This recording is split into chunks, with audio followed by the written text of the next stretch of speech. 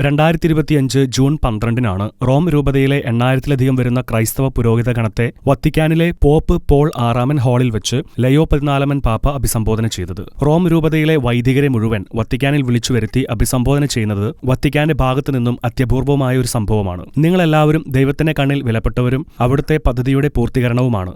സത്യസന്ധതയോടെ ഹൃദയത്തിൽ നിന്നാണ് പാപ്പ ഈ വാക്കുകൾ തന്റെ മുമ്പിൽ കൂടിയിരിക്കുന്ന പുരോഹിത ഗണത്തെ നോക്കി പറഞ്ഞത്. ശുശ്രൂഷ പൗരോഹിത്യത്തെ സംബന്ധിച്ചുള്ള 3 പ്രധാന മാർഗനിർദ്ദേശങ്ങൾക്ക് ഊന്നൽ കൊടുക്കുന്നതാണ് പാപ്പയുടെ സന്ദേശത്തിന്റെ ഉള്ളടക്കം. ഐക്യം, മാതൃകാപരമായ ജീവിതം, തദ്ദേശീയ സഭയിൽ വിശ്വസ്ത പുലർത്തുന്ന സമർപ്പണം, ഇവയാണ് 3 മാർഗനിർദ്ദേശങ്ങളായി പാപ്പ പറഞ്ഞുവച്ചത്. വിഭക്തമായ ഈ ലോകത്തിൽ പുരോഹിതർ ഒറ്റപ്പെട്ട് ജീവിക്കാതെ സാഹോദര്യത്തിൽ ഒത്തൊരുമയോടെ ജീവിക്കണമെന്നും അതാണ് വിഘടിതമായ ഈ ലോകത്തിൽ നമ്മുടെ സാക്ഷ്യമെന്നും പാപ്പ പറയുകയുണ്ടായി.